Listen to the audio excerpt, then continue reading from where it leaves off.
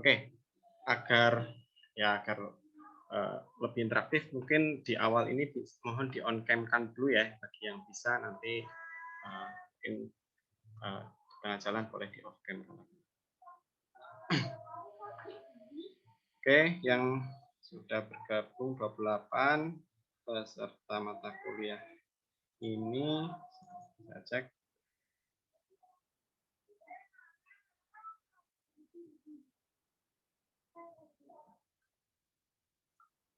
Ada 41. Wah, yang lain kemana nih?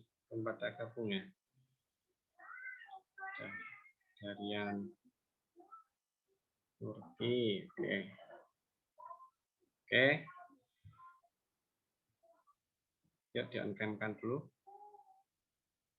Sambil untuk bukti kehadiran nih. Ini kalau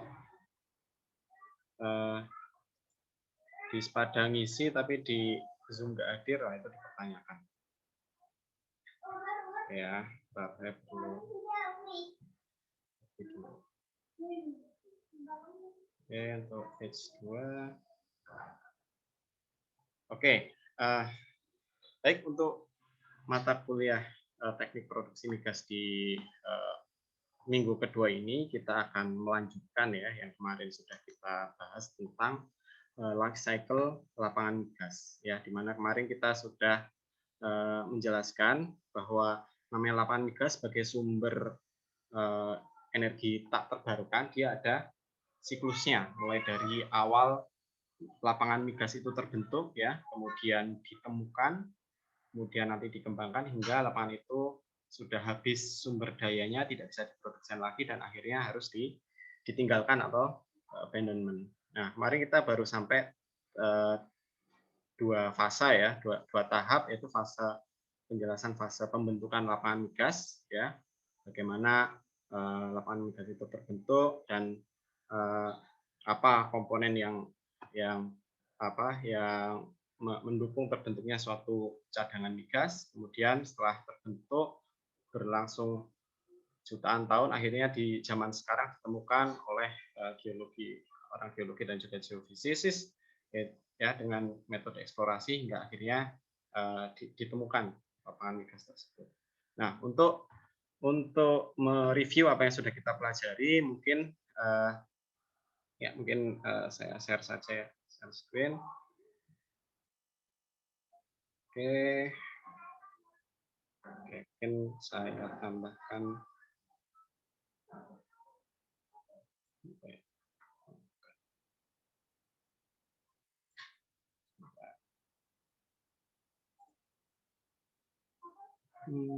Screen.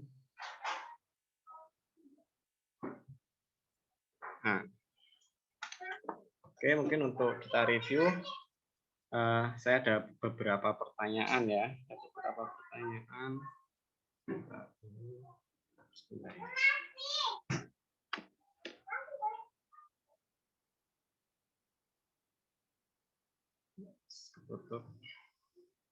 Oke, mungkin yang pertama pertanyaan saya adalah sebutkan 3 komponen pembentukan lapangan migas. Nah, saya minta volunteer, relawan, siapa yang ingin coba menjawab. Ada 4 poin menunggu. Ya. Sebutkan 3 komponen lapangan migas, pembentukan lapangan migas. Terus yang kedua, jelaskan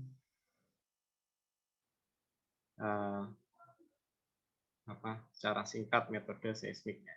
Secara singkat metode seismik.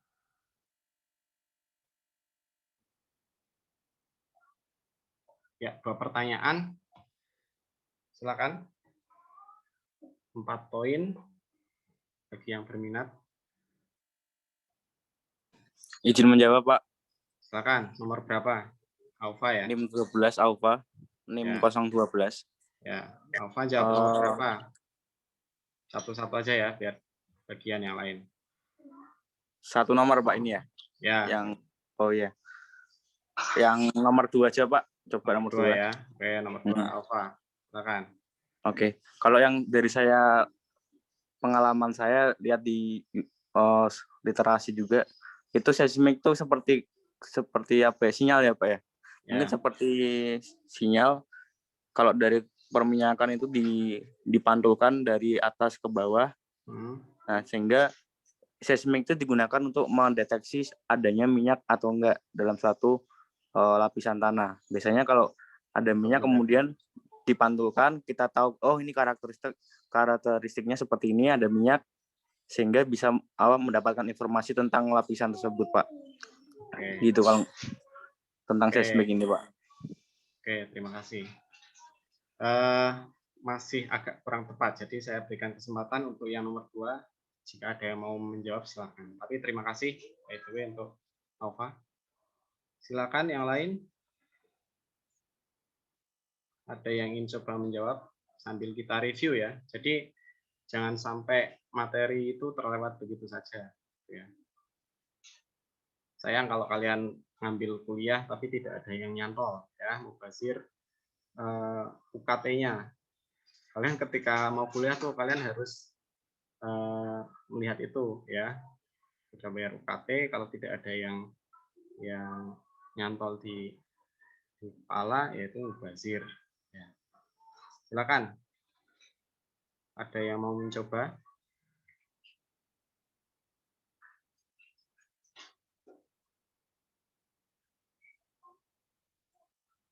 Ayo.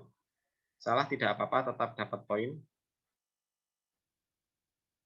Ya, kemarin kan kita baru sampai eksplorasi ya, tahap eksplorasi migas. Izin menjawab, Pak. Silakan, siapa? Ini Muhammad Miftah Saputra, Pak. NIM 12 11 kita 80 mau jawab 10. Yang nomor 2 ya. Melengkapi Alfa atau mau melengkapi Alfa aja, Pak? Oke, Miftah ya. Ya.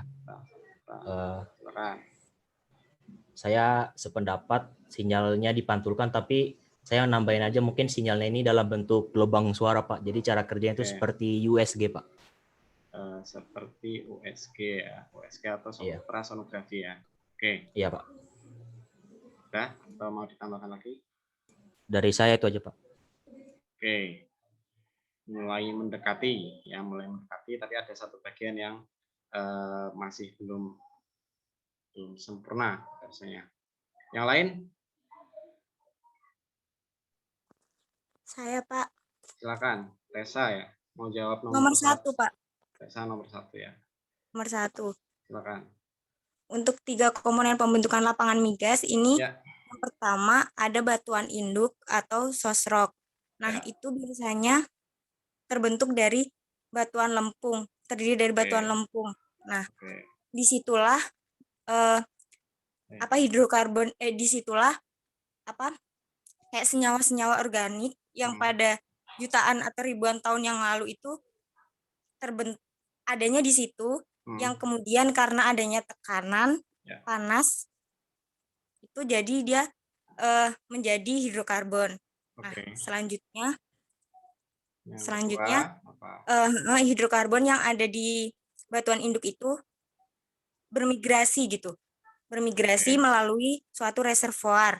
Nah, biasanya reservoir ini terdiri dari batuan pasir gitu, karena dia kan memiliki porositas dan permeabilitas yang memungkinkan si hidrokarbon ini mengalir atau bermigrasi dari batuan induk ke sela-sela ke poros-poros itu, seperti itu. Nah, yang ketiga harus adanya suatu trap atau jebakan untuk mencegah atau dia itu merupakan tempat di mana minyak atau hidrokarbon ini bisa tertahan gitu. Karena kalau misalnya tidak ada jebakan atau trap ini, maka hidrokarbon ini akan keluar ke permukaan seperti itu. Untuk trap ini bentuknya biasanya bisa kayak siklin, antiklin, atau yang lain-lain. Itu biasanya disebabkan karena pergeseran dari kerak bumi atau yang lainnya. Seperti itu, Pak. Oke, terima kasih. Akumulasinya ada di trap tersebut. Ya. Oke. Ya. Oke, untuk jawaban Tessa ini sudah perfect ya. Jadi ini tidak perlu ditambahkan lagi. Jadi untuk yang nomor 1 betul ada 3 komponen pembentukan akumulasi migas. Yang pertama harus ada batuan induk ya sebagai sumber di mana bahan baku dari hidrokarbon itu berasal ya. Biasanya batuan induk itu berupa batuan lempung karena senyawa-senyawa organik ya yang berasal dari jasa trenik ataupun plankton yang berasal dari jutaan tahun yang lalu itu diendapkannya pasti di batuan lempung ya. Itu udah ya dari geologis itu udah mengamati itu. Nah, jadi batuan yang mengandung organik biasanya memang batuan lempung. Nah, dengan adanya proses tadi terbentuklah hidrokarbon ya dengan adanya waktu, tekanan dan juga suhu. Dan hidrokarbon yang terbentuk dia harus agar bisa menjadi cadangan harus terakumulasi. Nah, kalau hanya mendon di batuan Indo dia tidak akan terakumulasi sehingga perlu media untuk mengalir. Nah, setelah mengalir pun tidak boleh ngalir terus, harus berhenti di satu tempat ya, sehingga harus ada bentuk berupa jembatan. Oke, terima kasih Bu Tessa. Untuk yang nomor 2 nih masih ada satu bagian yang belum bisa dijelaskan. Ada yang ingin menambahkan? Pak izin memperjelas tadi pernyataan saya, Alfa. Silakan. Oh, silakan. Alfa mau nambahin. Ingin memperjelas saja, Pak. Ya, mungkin yang gambaran umumnya yang mungkin lebih dipahami lagi ketika ini kan gelombang seismik. Kalau nggak salah saya ngelihat di videonya itu dalam bentuk ledakan, kemudian dipancarkan ke dalam ke bawah tanah. Nah, gelombang ini mendeteksi adanya suatu lekukan batu atau patahan yang mengindikasikan adanya minyak. Kemudian dari sinyal ini dipantulkan lagi ke tadi pemancar, dipantulkan ke penerimanya. Nah, dari situ bisa kita dapat karakteristik batuannya seperti apa. Misalnya reservoir kan ada bentuknya seperti cap atau topi. Nah, itu yang aku diyakini adanya minyak gitu, Pak. Oke, terima kasih Alfa, sudah semakin ini ya. Jadi ya memang seperti itu. Jadi seismik itu sebenarnya tidak secara langsung mencari minyaknya, ya, tapi mencari wadah minyaknya, gitu ya. Jadi mencari bentukan-bentukan batuan yang di situ ada kemungkinan terakumulasi minyak. Makanya tadi kan namanya trap itu kan punya bentuk khusus ya. Misalkan bentuknya anticline ya, bentuk anticline seperti ini atau berupa patahan, misalkan ada batuan seperti ini ya, terus kemudian dia dipatahkan ya. Atau kemarin ada namanya istilahnya stratigrafik ya. Stratigrafik misalkan ini batu pasir, terus di sekitarnya ini batu lempung. Nah, ini dari seismik kelihatan bentuk-bentuknya, tetapi apakah di sini ada minyak atau tidak? Nah, itu perlu tambahan data lain ya untuk memastikan hal tersebut. Oke, terima kasih untuk jawabannya sudah cukup bagus. Ini nanti akan saya catat ya untuk poin ini. Oke, untuk yang sekarang akan kita lanjutkan. Ya. Kita lanjutkan setelah market volume generation, exploration ya. Oke. Nah, ini untuk untuk motivasi kalian ya. Jadi namanya belajar hal baru itu pasti susah, tapi jika kalian tidak pasti capek ya belajar ya. Apalagi nanti habis ini beberapa mahasiswa sepertinya ngambil kelas Indal Pro ya, langsung digeber 3 SKS lagi. Jadi namanya belajar itu pasti lelah gitu. Tapi kalau kalian nggak sanggup menahan lelahnya belajar, maka kalian harus sanggup menahan perihnya kebodohan gitu ya. Ini salah satu kata untuk memotivasi, ini juga motivasi juga bagi saya ya. Karena seperti kalian ketahui, saya antara S1 dan S2 itu berbeda. Nah, di situ tuh pasti melelahkan ya. Belajar hal baru, kemudian juga tadinya saya kerja di industri, terus sekarang di akademik juga harus belajar lagi ya. Dan itu terkait dengan ini. Jadi salah satu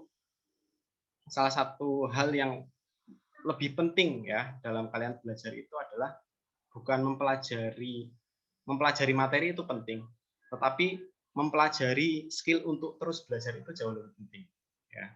Kenapa? Karena di zaman sekarang seperti kalian ketahui, sekarang manusia itu sudah digantikan oleh artificial intelligence. Kalau kalian tidak bisa adaptif, tidak bisa mudah belajar, cepat belajar dengan hal-hal yang baru, ya itu kalian akan ketinggalan. Jadi para ahli itu setuju bahwa skill lifelong learning, yaitu kemampuan untuk bisa belajar sepanjang hidup, dari sekarang pun saya akan tetap harus belajar terus gitu ya. Itu adalah kunci sukses untuk dapat bertahan di era sekarang. Ini juga saya pesankan juga untuk kalian. Karena bisa jadi apa yang kalian pelajari sekarang ya, apapun mungkin di materi teknik kimia ataupun di deskripsi dan lain sebagainya, bisa jadi ketika nanti kalian kerja bisa jadi itu nggak kepake, bisa jadi sebagian besar mungkin nggak terpakai, tetapi yakinlah skill untuk bisa cepat belajar itu pasti akan kepake, ya pasti akan kepake. Itulah yang harus kalian latih ya, di kuliah ini kalian latih dengan hal baru, kalian cepat untuk belajar.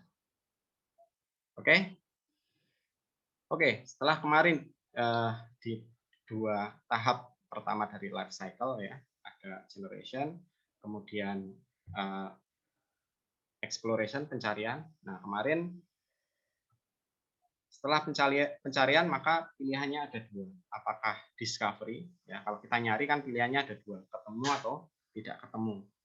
Ya, kalau discovery ditemukan, ya, itu maka kita mendapatkan cadangan migas yang tadi sudah diperkirakan. Jadi ketika geologis atau geofisis ya, geologi atau orang geofisika itu melakukan usaha eksplorasi, maka yang mereka berikan adalah perkiraan prediksi lah. Ini prediksi saja. Prediksi di situ ada minyak ya, dari konsep yang mereka punyai, dari data seismik, mereka tetap keluarnya adalah konsep. Ya, karena mereka belum bisa memastikan apakah di situ ada minyak atau tidak. Nah, untuk memastikan apakah konsep-konsep itu terbukti, maka perlu namanya proses pembuktian. Ya, proses pembuktian itu ya di sini pembuktian jika terbukti maka disebut sebagai discovery atau ditemukan. Nah, kalau tidak terbukti, ya misalkan geologis sudah memberikan suatu analisa, wah di sini dengan data-data ini ada minyak nih, pasti dari hasil analisa batuan induk, analisa tadi seismik, itu kemungkinan besar ada. Tetapi ketika dibuktikan ternyata nggak ada, maka di perminyakan itu ada istilah namanya dry hole ya, atau sumur kering ya, sumurnya kering tidak ada isinya. Ya. Nah, ketika dry hole tidak ditemukan, apa yang dilakukan? Nah, ini iterasi.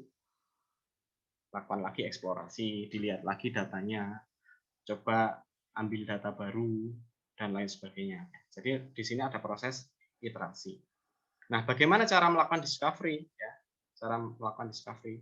Oh ya, sebelumnya dan di kegiatan eksplorasi itu sukses rasionya ya. Jadi ketika kita mengusulkan suatu sumur eksplorasi ya untuk jadi discovery, itu paling rasio suksesnya hanya 10% sampai 30%. Artinya misalkan kita melakukan pengeboran 10 sumur eksplorasi, yang kemungkinan discovery itu mungkin hanya 10%. Ya, jadi risikonya memang sangat tinggi. Apalagi namanya sumur eksplorasi, ya kalau nggak dapat kan kita tetap bayar ya, tetap bayar biaya pembuatan sumur, bayar materialnya. Ya. Nah itu makanya seperti pernah saya sampaikan, bisnis migas itu adalah high risk, high investment. Ya, high risk, high investment, risikonya tinggi, sukses rasionya kecil, atau kemungkinan suksesnya kecil, tetapi modalnya besar. Tapi kalau berhasil, untungnya juga besar. Nah, bagaimana cara untuk membuktikan atau memastikan apakah ada cadangan minyak atau tidak? Yang dilakukan adalah exploratory drilling atau pemboran eksplorasi. Pemboran eksplorasi, ya. Nah, salah satu keluaran dari geologis and geophysics ya, geophysics itu adalah koordinat sumur, koordinat lokasi sumur ya. Apakah di lokasi titik itu ketika dibor ada minyaknya atau tidak ya. Nah, ketika sudah dapat lokasi yang diperkirakan oleh GNG tadi, maka yang dilakukan adalah ya dibor, dibuktikan ya. Nah, pengeboran itu tujuannya ini untuk membuktikan apakah yang diestimasikan ada ini beneran ada atau tidak ya. Jadi pengeboran itu kalau di migas itu menggunakan istilahnya rig ya, rig pemboran. Nah, yang kalau kalian pernah dengar istilah rig itu tidak hanya menaranya saja, tetapi serangkaian alat ini ya, serangkaian alat mulai dari menara, kemudian di sini ada kabel-kabel atau kawatnya ya, atau drilling line, juga mesin-mesinnya, kemudian pompa, kemudian di sini ada rotary table ya, atau meja putar, dan alat-alat pendukung ini yang disebut sebagai rig. Jadi kalau nanti kalian dengar istilah rig itu bukan hanya menaranya saja. Ya, ini namanya menara rig kalau ini. Kalau rignya sendiri adalah keseluruhan. Nah, menara rig ini kalau istilahnya itu adalah derrick. Ya. Menaranya sendiri. Ya. Jadi masing-masing alat ini ada istilahnya sendiri. Kelly itu pipa khusus yang posisinya di sini. Ini ada traveling block ya. Jadi kan pakai kaprol ya, ada crown block, ini kaprolnya. Ya, kaprol, terus kemudian ada ini pipa pemboran atau drill pipe di sini. Jadi serangkaian alat inilah yang digunakan untuk melaksanakan operasi pengeboran. Nah, bagaimana operasi pengeboran itu dilakukan? Nah, di sini akan saya perkenalkan sekilas ya, mungkin jadi pengetahuan tambahan untuk kalian. Bagaimana sih kalau di industri perminyakan itu pengeboran itu dilakukan? Ya, jadi kalau melihat dari siklusnya, kegiatan atau operasi pemboran itu mungkin secara jangka waktu itu relatif pendek ya. Jadi paling lama itu operasi pemboran itu mungkin 6 bulan. Itu paling lama. Biasanya ordernya minggu atau hari atau minggu gitu ya. Tetapi operasi atau kegiatan yang jangka pendek itu membutuhkan suatu persiapan ya, dan biaya yang sangat besar. Sehingga kalau di perminyakan salah satu ilmu atau teknik yang termasuk paling susah ya teknik pemboran ini, karena hal-hal yang harus dipertimbangkan itu sangat banyak ya, sangat banyak faktor yang mempengaruhi sukses tidaknya kegiatan pemboran. Dan di kegiatan di perminyakan itu untuk mempelajari pemboran itu kalau nggak salah ada 6 SKS sendiri ya, dan itu dibagi ke dalam dua kali mata kuliah, ada satu, ada dua, dan kadang dipelajari juga pengeboran 3. Ya, jadi memang ini salah satu kelompok keahlian dan ilmu yang tersendiri di bidang teknik perminyakan. Nah, bagaimana kegiatan pemboran itu dilakukan? Ya. Oke, pertama mungkin perlu saya kenalkan kalau di dalam rig pemboran di perminyakan itu ada beberapa sistem ya, ada beberapa sistem yang harus ada. Kenapa? Karena dalam kegiatan pengeboran, ini yang saya ingat dari dosen pengeboran saya, itu prosesnya ada 3, yaitu load atau memberikan beban, ya. Memberikan beban ke batuan, ya. Karena kan dalam kegiatan pengeboran ini kita akan membuat ini, kita akan melubangi batu ya, lapisan batuan hingga ke bawah mungkin bisa jadi sampai 5.000 meter ya, akan kita buat lubang. Maka yang dilakukan adalah pertama memberikan beban atau load, kemudian rotate, memutar ya. Jadi di sini di bagian ujung dari rangkaian pemboran itu ada namanya bit ya, drill bit atau pahat ya, ini pahat. Nah, itu di sini bebannya misalkan sekian ribu ton ya, kemudian saat yang sama dikasih beban dan diberikan rotasi ya. Jadi dengan adanya gaya berat dan gaya rotasi, maka diharapkan batuan ini akan hancur. Dan berikutnya adalah sirkulasi. Jadi pada saat pipa pengeboran ini diputar dan dibebankan ke batu, pada saat yang sama dari dalam pipa pemboran ini dipompakan namanya lumpur ya, lumpur pemboran atau drilling mud ya, drilling mud atau lumpur pemboran. Nah, jangan kalian bayangkan lumpur pemboran itu seperti lumpur yang ada di sawah, enggak. Ya, jadi lumpur pemboran itu sebenarnya adalah suatu suspensi yang kalau secara fisik tampilannya itu seperti cappuccino ya atau kopi susu ya. Jadi bukan seperti lumpur yang ada di sawah enggak, tapi ya mungkin seperti cappuccino itu bentuknya berupa suspensi dengan karakteristik yang didesain khusus ya agar kegiatan pemboran ini dapat berjalan lancar. Nah, ini untuk desain lumpur saja ini termasuk yang paling susah ya. Ya, jadi lumpur ini dipompakan melalui bagian dalam pipa. Nah, kemudian di bagian ujung ini pahatnya itu ada lubang. Ada lubang itu nanti akan lumpur itu akan keluar dan memberikan gaya semprotan ya. Di saat yang sama dia akan mengalir ke atas lewat anulus ya. Jadi kalau ini saya perbesar ya, saya perbesar.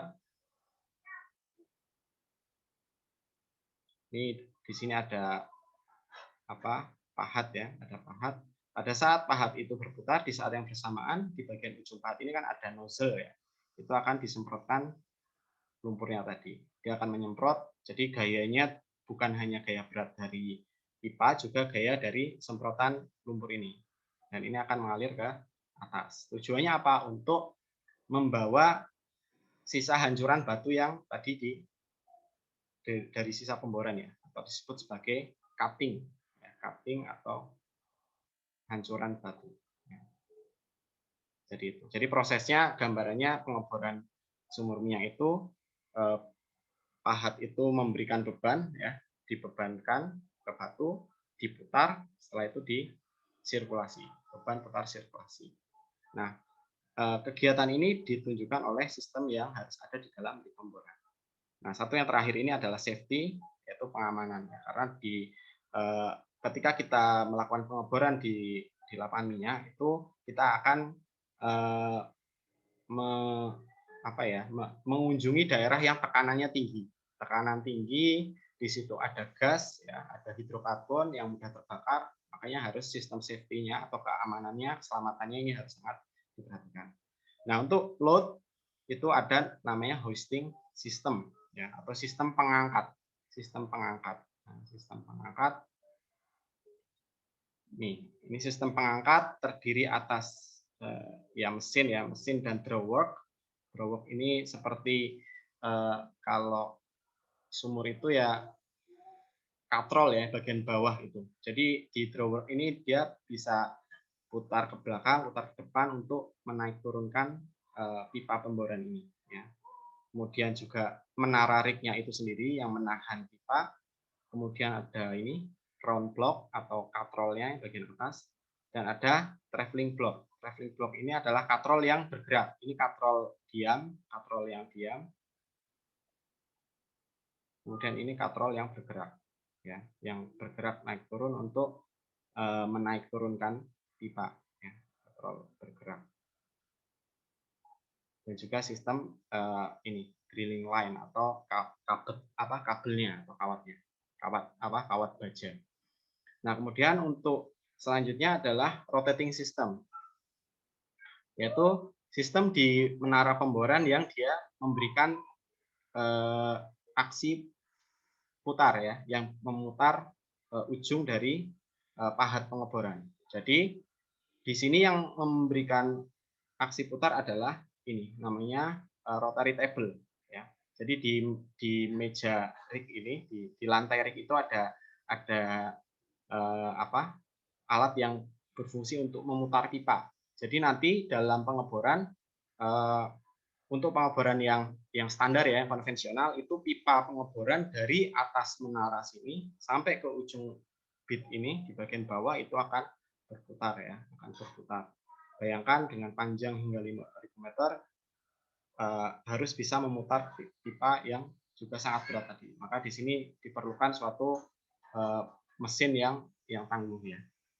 Oke, kemudian untuk sistem berikutnya untuk pengeboran itu ada sistem sirkulasi. Nah, tadi untuk berfungsi untuk mensirkulasikan lumpur pemboran ya. Jadi lumpur pemboran dipompakan melalui bagian dalam pipa ya, di sini dari pompa lumpur ya, lumpur kemudian lewat atas pipa masuk ke dalam sini sampai ke ujung bit, kemudian kembali dari bagian anulus, kemudian kembali ke permukaan. Nah, di permukaan akan dilakukan treatment dari lumpur agar kondisinya tidak berubah. Kan seperti kita ketahui, lumpur itu di bagian bawah akan mengalami kontak dengan serpihan batuan ya, dengan fluida yang ada di bawah sumur, atau karena suhunya tinggi ya, maka ketika sampai ke atas harus di treatment dulu. Dan ini adalah sistem yang tertutup. Sistem sirkulasi itu tertutup. Ya, kemudian berikutnya adalah sistem power system. Ya, ini yang memberikan tenaga ke seluruh operasi di pemboran ya, mulai dari hoisting dan juga rotating. Dan terakhir adalah sistem blowout preventer. Ini serangkaian alat yang disebut blowout preventer atau BOP yang berfungsi untuk sebagai katup pengaman ya. Jadi kalau sewaktu-waktu ada gas dengan tekanan tinggi naik ke atas, maka sistem ini akan menutup rangkaian pipa tadi. Oke.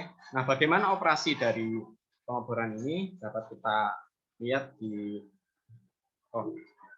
Nah, sebelumnya untuk gambaran ya, gambaran realnya seperti apa sih equipment atau peralatan yang ada di pemboran. Nah, ini contoh untuk drilling rig ya, gambarnya seperti ini. Kalian ini bisa cari dengan mudah di internet ya.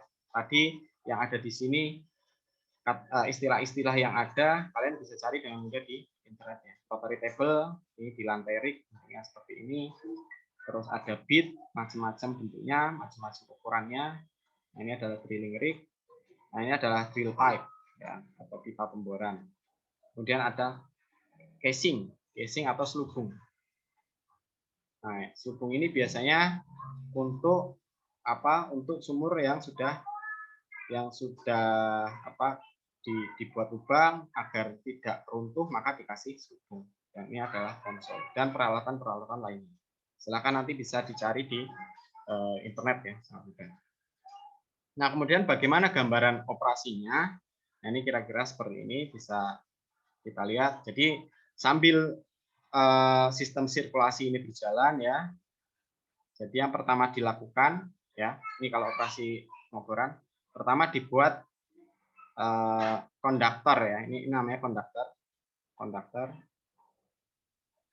untuk pipa awal. Nah, dikasih pipa konduktor. Kemudian di semen. Jadi setelah pasang casing pasti di semen. Oke, selanjutnya pengeboran tahap pertama. Nah, ini namanya BOP tadi. BOP ini ngebor untuk tahap pertama. Tahap pertama setelah dibor, di casing, dipasang casing, baru di semen. Ya. Selanjutnya tahap kedua. Ya, tahap kedua dibor lagi yang intermediate casing dengan ukuran yang lebih kecil lagi, ngebor lebih dalam lagi. Sama urutannya dibuat lubang, pasang casing, lalu di semen, ya, dipompakan semen. Ya. Kemudian di production casing. Nah, nanti sistem produksi itu dia akan melewati ini, yang bagian production casing. Ya. Production casing, nah nanti akan dipasang pipa. Nah ini namanya perforasi. Jadi agar reservoir minyak dari reservoir itu bisa mengalir ke sumur, maka harus casingnya yang tadi rapat harus dilubangi dengan cara ditembak. Nah, untuk detailnya besok bisa kita jelaskan.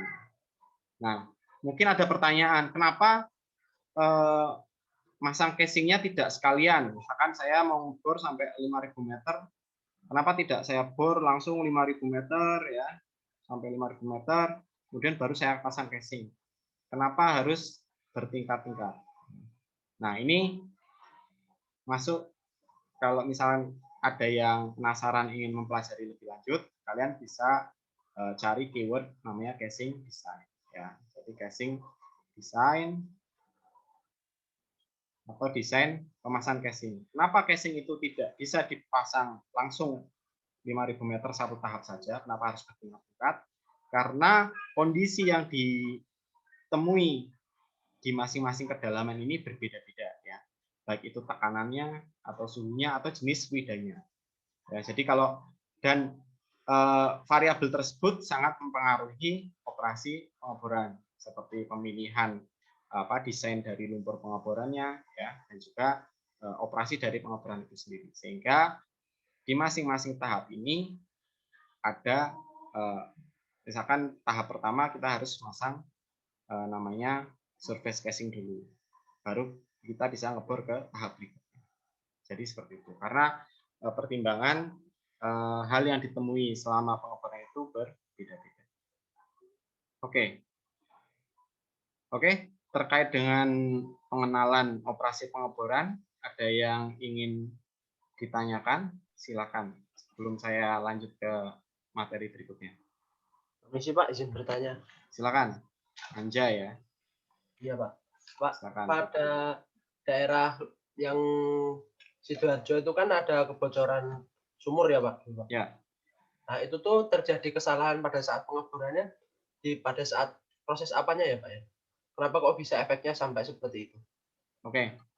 Nah, jadi terkait dengan penyebab terjadinya lumpur Sidoarjo itu memang menjadi debat yang sangat sengit ya antara dua kubu. Ada kubu pertama yang menyatakan bahwa kejadian semburan lumpur itu murni karena kejadian alam.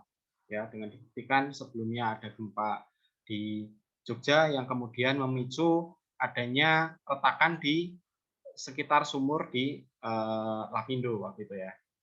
Sehingga lumpur ya, lapisan lumpur yang di dalam bumi itu bercampur dengan air ya. Jadi kalau tadi lapisan shell itu kan kalau udah jadi batu. Nah, kalau belum jadi batu namanya masih lapisan lumpur atau clay ya, lapisan clay. Nah, lapisan clay itu ketika bercampur dengan air itu sangat sangat fluid ya, sangat cair ya, sangat mudah mengalir. Jadi ketika ada suatu retakan, apalagi di sini tekanannya tinggi, maka dia akan rapas. Nah, satu kubu itu meyakini bahwa kejadian lumpur Sidoarjo itu karena adanya retakan yang disebabkan oleh gempa di Jogja. Adapun kubu kedua yang menyatakan bahwa itu murni dari kesalahan desain pengeboran, itu menyatakan bahwa pada saat pemasangan casing ada prosedur atau SOP yang tidak diikuti gitu ya, SOP standar operating procedure yang tidak diikuti. Jadi ada setelah mengebor kedalaman tertentu tadi ya sampai sekian, kalau nggak salah 7.000 meteran, itu ada lapisan yang belum sempat di casing ya. Jadi untuk di casing itu kan salah satunya untuk melindungi, selain melindungi sumur juga untuk melindungi lapisan batuan yang ada di sebelah atas. Nah, penjelasan dari dulu dosen saya ya, waktu saya kuliah itu karena ada satu interval kedalaman itu ketika dibor tidak di casing. Nah, interval kedalaman itu dengan potensi dia mudah retak itu ya ketika dibor karena tidak dilindungi dengan casing, maka menyebabkan terjadinya retakan. Jadi anggap seperti ini ya, anggap gambaran seperti ini, maka pada saat ngebor di bagian bawah sini, yang bagian atas ini kan terkena tekanan hidrostatik. Nah, itu dia tekanannya terlalu besar sehingga terbentuk rekahan ke samping. Nah, ada rekahan, terus di sini ada lapisan lempung tadi ya, lempung dan air dengan tekanan tinggi, dia jadi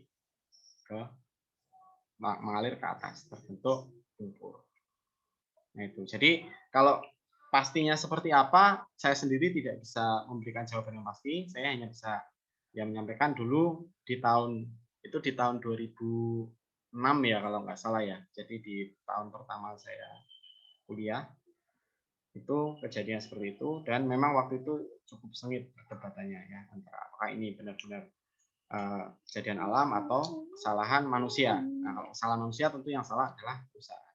Nah, dan implikasi ekonominya akan sangat berbeda jika penyebabnya adalah bencana alam atau human error. Itu kira-kira gambarannya. Baik, Pak, terima kasih, Pak. Oke. Ada lagi yang mau bertanya? Izin bertanya, Pak. Silakan. Tadi pada saat Siapa nih? Aufa, Pak. Alfa ya. Oke. Pada saat pengeboran itu, apakah perlakuan ataupun prinsip pemboran di onshore maupun offshore itu sama, Pak? Itu yang pertama.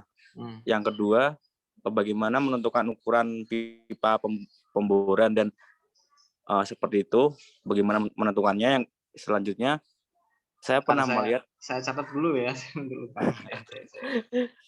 Oke, pertama apa tadi?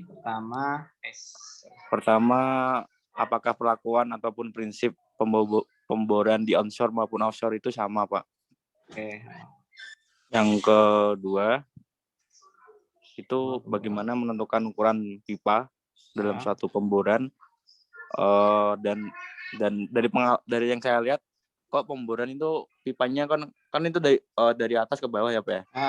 Nah, itu ada kemungkinan kok kemarin saya melihat ada miring gitu, Pak. Pemborannya tuh nggak secara lurus gitu. Nah, itu cara mencegahnya bagaimana? Oke. Itu aja, Pak. Udah itu aja, Pak. Oke. Terima kasih, Pak. Oke. Jadi yang pertama terkait pengeboran ya, pengeboran onshore dan offshore. Kalau dari segi mekanisme pengeborannya maka sama ya, prinsipnya sama tadi, dibor di set surface casing, kemudian nanti production intermediate casing dan production casing ya. Jadi secara operasi pengeboran di situ ada rotating, ada load dan ada sistem-sistemnya itu sama ya. Artinya secara operasional sama. Yang membedakan adalah rig-nya saja ya. Kalau yang satu rig-nya di darat, pondasinya cukup kuat ya, maka dia cukup mudah untuk dipasang ya, dengan cukup dibuat pondasi untuk rig, ditegakkan rig-nya, maka bisa dilakukan pengeboran.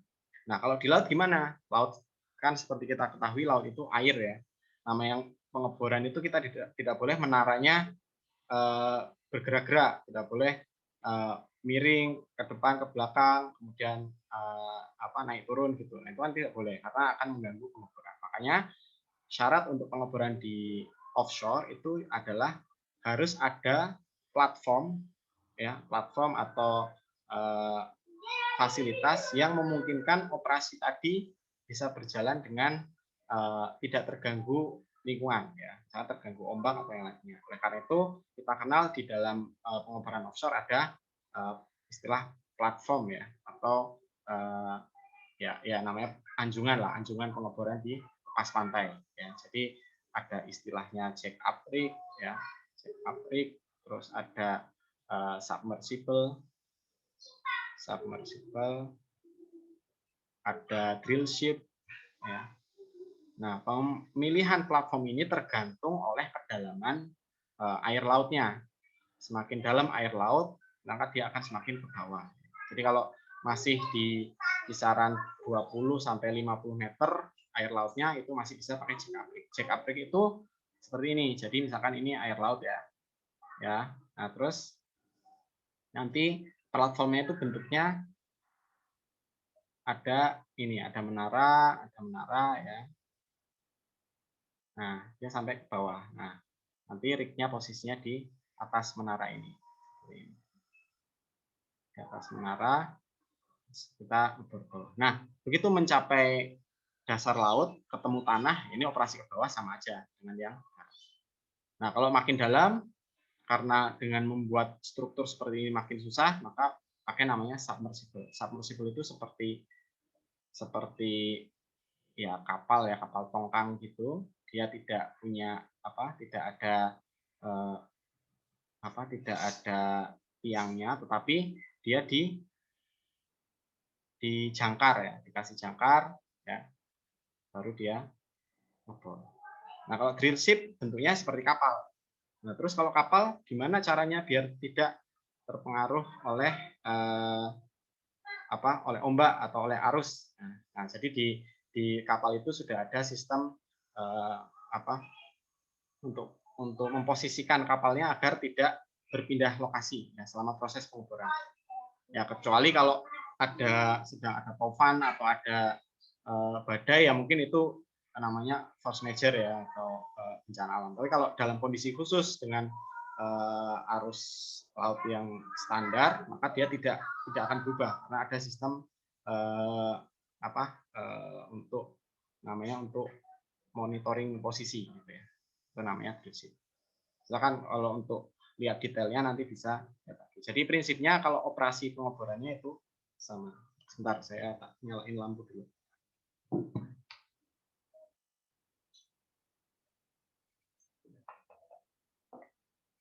Oke, kemudian untuk penentuan pipa pengeboran. Jadi kalau secara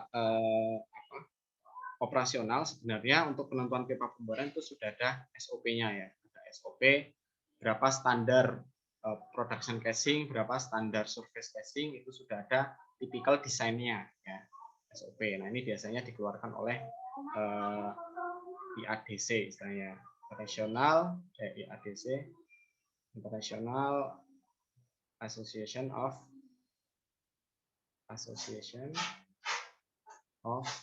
Drilling Contractor. Jadi biasanya kalau tadi surface casing itu standarnya 13/8 inch misalkan. Surface itu 13/8. Terus kemudian intermediate itu sekitar 9/8 inch. Ya, ini udah standar. Kalau production casing itu biasanya 7 inch. Ya. Nah, yang mempengaruhi, nah ini biasanya sudah ada template-nya. Kalau production casing-nya sekian, intermediate sekian, surface-nya sekian, sudah ada template. Nah, terus yang mempengaruhi kenapa di sini 7 inci, misalkan bukan dipilih 5 inci. Itu kembali ke awalnya dari produksi ya. Jadi awalnya ketika misalkan akan mendesain sumur produksi ya, sumur produksi bukan sumur eksplorasi. Nah, sumur produksi itu dia kan nanti kita akan pelajari ya bahwa laju alir produksi di dalam sumur sangat dipengaruhi oleh diameter pipa. Kalau kita ingin target produksi lebih besar, maka pipa produksinya harus lebih besar. Nah, pipa ini kan lokasinya di dalam casing ya. Diameter pipa ini kan atau tubing ini kan lokasinya ada di dalam casing. Maka kita tidak mungkin memilih ukuran tubing yang lebih besar daripada ukuran casing atau yang sama lah. Itu secara operasional tidak mungkin. Pasti harus lebih besar.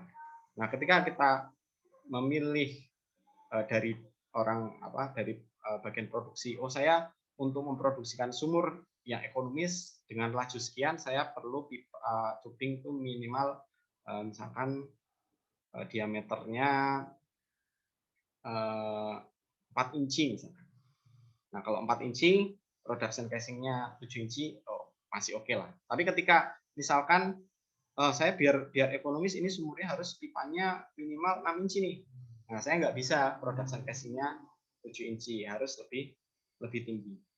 Ya, kira-kira seperti itu urut-urutannya. Jadi yang menentukan asal muasalnya kenapa ukurannya segini ya dari keperluan setelah sumur jadi itu mau diapakan.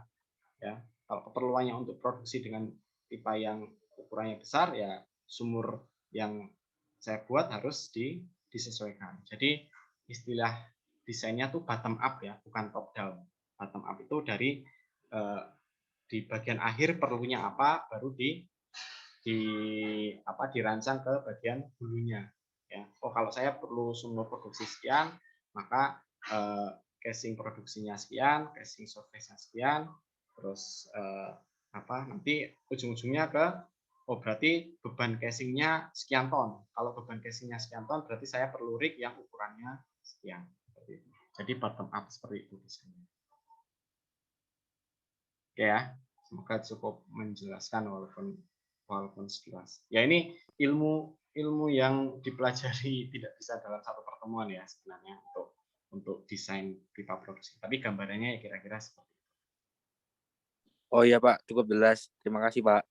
Oke.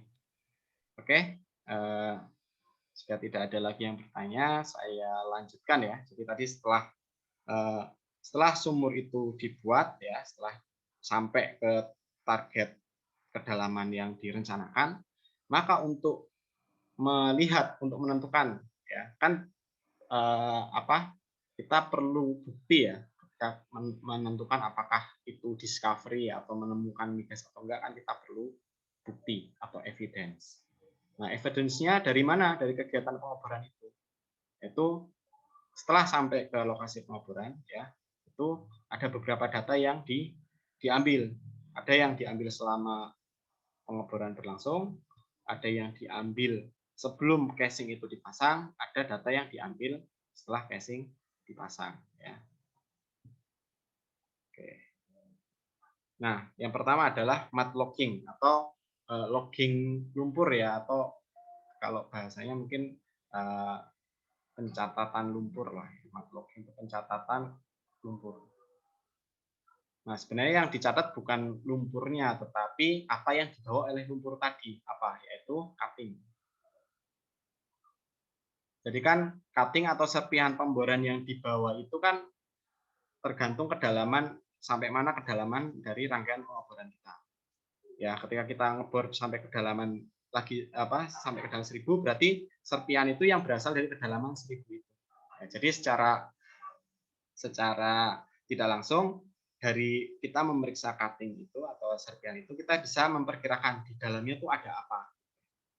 Ya, nah biasanya observasinya dilakukan selama proses pengeboran terhadap cutting tadi yang dibawa ke permukaan oleh lumpur pengeboran. Nah, orang yang memeriksa serpihan itu disebut mud logger. Ini mud logger gajinya besar nih ya, hitungannya hari bukan bulan, bukan gaji bulanan, gaji harian, dan sehari bisa ratusan dolar ya. Jadi bisa dibayangkan kalau ingin jadi mud logger lumayan. Nah, jadi itu kerjanya cuma meriksa itu. Oh, ini cutting dari kedalaman sekian meter, ini dari sekian ratus meter. Diamati batuannya apa, terus karakteristik batuannya apa, dan yang paling penting ada enggak namanya oil show ya. Istilahnya di mud logging oil show. Atau indikasi adanya bercak minyak di batuan. Kan logikanya kalau di batuannya ada minyak nempel, berarti di lapisan itu ada minyak. Nah, di sini ada oil show. Nah, ini ada oil show. Oh, di kedalaman, ketika ngebor kedalaman 2.500 meter, ya sebelum ini saya menemukan 2 kali batuan yang ada bercak minyaknya. Ya, nah di sini jadi indikasi. Jadi indikasi, belum jadi bukti tapi indikasi. Oh, berarti jangan-jangan di kedalaman itu merupakan lapisan minyak yang kita cari. Untuk lebih memperkuat, maka dilakukan metode kedua yang disebut sebagai well logging. Ya. Well logging ini adalah serangkaian alat khusus yang bertujuan untuk mengukur karakteristik batuan. Ya. Karakteristik batuan seperti porositasnya. Ya. Kalau reservoir itu harus poros ya, maka kita ukur porositas. Kemudian kandungan shale-nya. Kalau reservoir kan harusnya shale-nya dikit ya. Dan juga kandungan hidrokarbonnya. Kandungan hidrokarbonnya kita ukur dengan menurunkan alat. Jadi alatnya itu namanya ini wire line ya. Kalau kalian pernah dengar wire line. Ya, jadi berupa kawat yang digulung. Ya, kemudian alat tadi ini, alat logging ini digantung di bagian sini ya, di bagian sini. Nah, nanti alatnya diturunkan. Nah, kira-kira gambarannya seperti ini. Diturunkan sampai ke bawah, ya, sampai ke bawah, terus dinaikkan sambil mencatat. Jadi tadi setelah turun, ya, sampai dasar sumur, maka alatnya dinyalakan, terus sambil ditarik ke atas. Nah, nanti kan pengukuran di tiap kedalaman ini kita bisa peroleh berupa seperti ini. Nah, ini dulu saya kuliah nih, satu mata kuliah sendiri nih untuk membaca ini maksudnya apa. Nah, kalau kalian sepertinya nanti malah tambah pusing ya. Tapi intinya dari data ini kita bisa memperkirakan di kedalaman berapa ada potensi. Nah, sekali lagi ini potensi, di situ ada kemungkinan ada minyak. Ya. Nah, ada interpretasi khusus untuk hal tersebut. Nah, jadi setelah ketemu misalkan di sini di kedalaman ini ya, kedalaman sini kayaknya ada minyak nih dari tampakan tadi, dari data mat logging di kedalaman situ ada, dari well logging lebih memperkuat lagi. Ya udah, berarti kita rekomendasikan untuk kita tes lapisan ini. Cara ngetesnya gimana? Ini kan tadi posisinya sudah di casing ya, sudah dikasih selubung. Untuk ngetes ya ada beberapa. Sebenarnya ada tes yang dilakukan setelah di casing, ada yang tes yang dilakukan sebelum di casing. Tetapi intinya adalah setelah diketahui interval yang di situ berpotensi, maka coba dialirkan ya. Coba dialirkan. Kalau dari lapisan itu kita isolasi, ya, kita isolasi dengan namanya packer ya.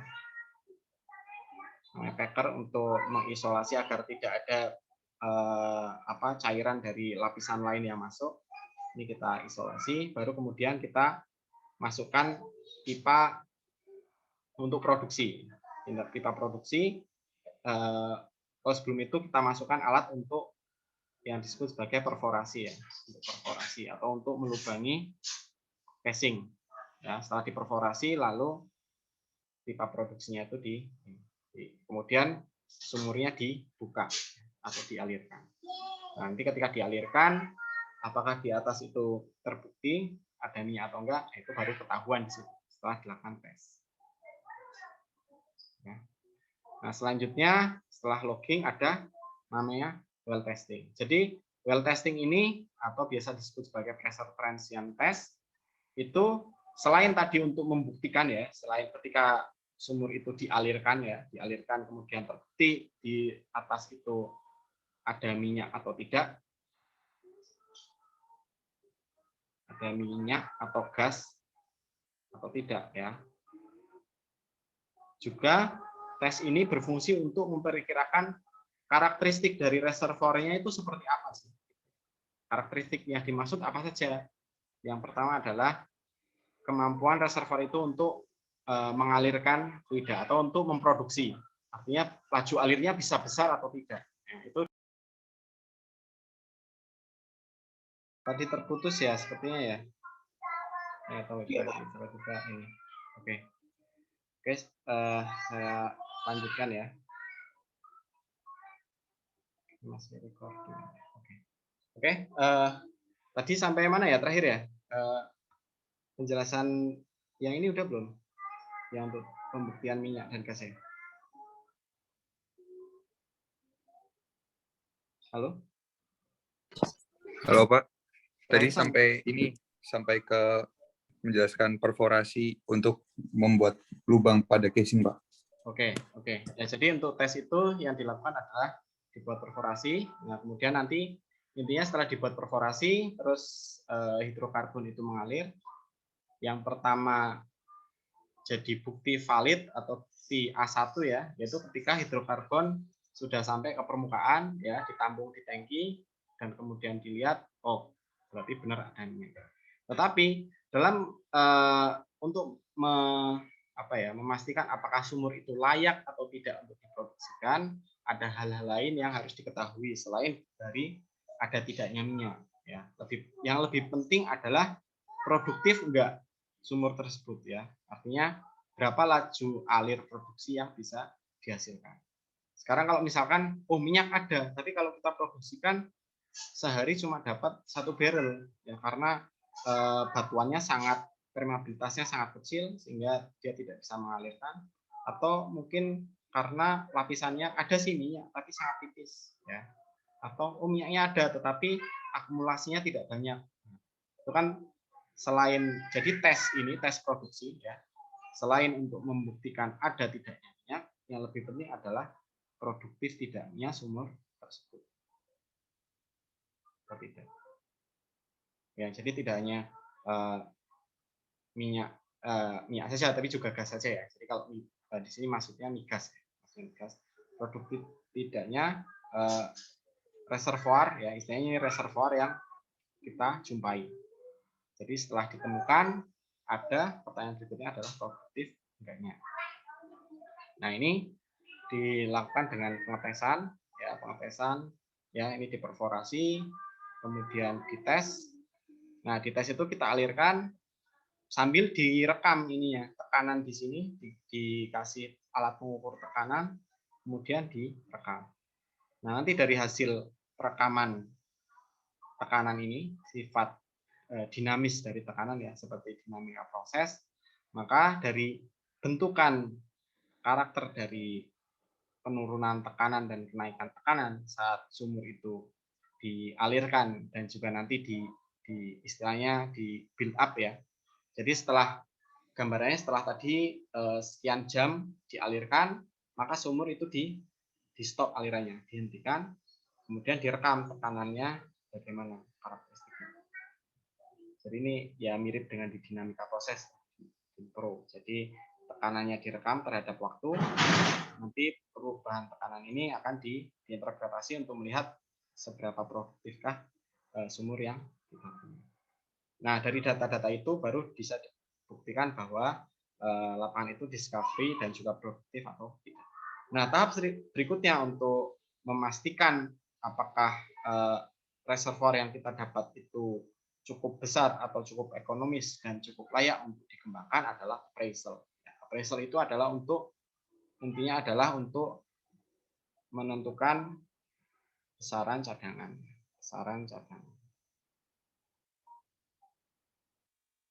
Nah, caranya gimana? Caranya adalah ini untuk mengevaluasi jumlah cadangan dan kemudian ditentukan apakah reservoir itu ekonomis atau tidak untuk dikembangkan. Ya, ini biasanya melakukan follow up dari discovery. Nah, caranya adalah yang paling sering dilakukan adalah melakukan pengeboran delineasi, delineation well, yang jadi kita bor dengan lokasi yang cukup jauh dari sumur yang discovery. Jadi misalkan kita punya ini ya, kita punya lapangan yang sudah kita petakan kira-kira seperti ini. Kemudian sumur ini kira-kira kalau kita bikin penampang ini ya, ini namanya peta kontur. Ini elevasi ya. Ini kira-kira kalau kita potong seperti ini, kalau dia lihat dari samping ya, dari samping sini kita lihat itu kira-kira gambarannya seperti ini, dari titik B di sini sampai titik A di sini ya. Jadi di sini bentuknya naik, terus kemudian nanti turun melandai. Nah, misalkan kita mengebor di titik sini ya, di titik sumur 1 itu discovery di sini. Wah, di sini ketemu minyak nih. Ya, ketemu minyak. Nah, kita kan harus tahu minyak ini banyak atau enggak ya. Maka yang kedua adalah ya udah kita bor di tempat lain. Di kedua, oh ternyata di sini saya ngebor, saya tes ada minyak, ya misalkan minyaknya ada sih 10 barrel per hari, tetapi airnya 90 barrel, lebih banyak airnya. Oh gitu ya. Berarti di situ udah mulai mendekati zona air. Coba, oh kalau gitu coba lihat di sana. Oh di sini dry hole. Saya kalau ngebor di sini udah saya tes ketemunya air semua. Ya, ya udah berarti kalau dengan seperti ini kita estimasikan bahwa cadangan minyak kita tuh cuma sampai sini aja nih. Ya, cuma yang hijau ini. Atau kalau dari samping hanya segini. Tidak sampai ke lokasi sini. Artinya nanti ketika kita akan mengembangkan, kita hanya memfokuskan di area sebelah sini. Jadi nanti kalau saya mau nambah sumur ya di sini, jangan di sebelah sini ya, karena dari sini sudah. Jadi itu adalah delineasi ya, atau appraisal. Nah, kemudian setelah ditentukan besaran cadangan, maka selanjutnya adalah kegiatan pengembangan. Ya, pengembangan itu terdiri atas pembangunan fasilitas produksi seperti separator, pipa, tangki, kemudian memproduksikan sumur yang tadi sudah ketemu itu ya, diproduksikan, kemudian mengebor sumur tambahan, ya, dan kegiatan-kegiatan pengembangan lanjutan lainnya, ya, mulai dari dari data sumur yang baru kan nanti akan diupdate terus nih datanya. Ini beneran nggak sih, apakah tadi bentukan reservoirnya seperti yang tadi seperti ini atau akan berubah? Itu kan dengan adanya data baru akan mungkin berubah ya. Kemudian atau juga nanti enhance oil recovery. Nah, tujuannya pengembangan ini adalah untuk memaksimalkan minyak yang bisa diambil ya, dari yang tadi ditemukan berapa persen yang bisa diambil, dan ujung-ujungnya adalah untuk mempertahankan cash flow dari perusahaan. Oke, nah setelah sumur itu diproduksikan bertahun-tahun, kemudian dari performa produksi sudah tidak ekonomis ya, misalkan produksinya sudah 99% udah air gitu kan, biaya produksinya mahal, maka sumur itu bisa direkomendasikan untuk masuk ke tahap plug and abandonment atau lapangan migas itu di plug and abandonment. Nah, ada beberapa kegiatan ya kalau untuk plug and abandonment, tujuannya adalah mengembalikan kondisi lapangan migas seperti semula ya, mengembalikan kondisi lapangan migas ya. Jadi kalau salah satunya adalah kalau kita punya sumur yang tadi sudah selesai diproduksikan, maka yang pertama dilakukan ini peralatan produksinya ini diangkat ya, diangkat kemudian agar tidak ada migas yang dia menerobos ke permukaan ya, karena kan migas itu bahan bakar itu kalau terakumulasi akan berbahaya, maka diberi namanya semen plug ya. Jadi di semen agar mengisolasi reservoir yang ada di bawah sini. Jadi di semen bertahap. Nah, ini ada standarnya tertentu. Tujuannya adalah untuk safety. Ini kalau terkait dengan sumur kegiatannya seperti ini. Kalau terkait dengan platform, itu platformnya diangkat ya, kemudian dipindahkan, kemudian ini juga mungkin dipotong dan direstorasi seperti semula. Nah, ini contoh terkait dengan fasilitas produksi. Fasilitas produksinya diangkat dan kalau bisa ya ini dikembalikan ke kondisi semula, restore ya. Kalau tadinya berupa hutan, ya kalau bisa kembali lagi menjadi hutan. Ini idealnya seperti ini. Nah, kenyataannya mungkin seperti di Cepu pun, walaupun sudah seperti itu, tetap belum bisa di-restore. Ya. Oke, itu gambaran tentang siklus pengembangan lapangan migas. Silakan jika ada yang ingin ditanyakan. Tadi Sigit kayaknya raise hand ya, silakan.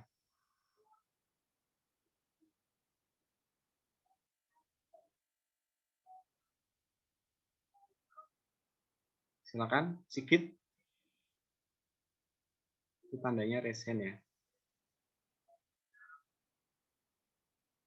Silakan, ada yang mau ditanyakan terkait yang sudah dijelaskan.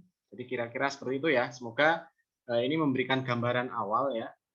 Sebelum kita masuk ke pembahasan yang lebih detail mengenai produksi migas itu sendiri. Jadi paling tidak kalian bisa dapat gambaran overview ya. Jadi kita kalau akan mempelajari detail sesuatu, kalau bisa jangan langsung detailnya, kita overview dulu, lihat secara luas dulu. Oh, sistemnya seperti ini. Jadi ketika kita mempelajari yang lebih detail, kita bisa tahu kaitannya masalah ini dengan hal lain seperti apa, hubungannya dengan hal lain seperti apa, gitu ya.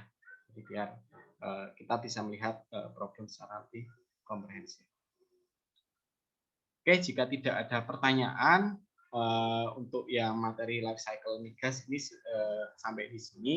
Untuk berikutnya kita akan masuk ke sistem produksi migas ya, mulai dari nanti reservoirnya, kemudian sumur migas, kemudian juga fasilitas permukaan. Kita di awal kita akan overview lagi tentang sistem produksi migas, kemudian kita akan melakukan analisis secara secara singkat dulu ya, kita review dulu, baru nanti kita masuk ke bagian-bagian dari sistem migas tersebut. Oke, jika tidak ada pertanyaan lagi untuk kuliah kali ini saya cukupkan dulu. Terima kasih atas perhatian dan juga partisipasinya bagi yang tadi ikut berpartisipasi. Saya tutup. Assalamualaikum warahmatullahi wabarakatuh. Waalaikumsalam. Waalaikumsalam warahmatullahi wabarakatuh. Terima kasih Pak. Terima kasih Pak.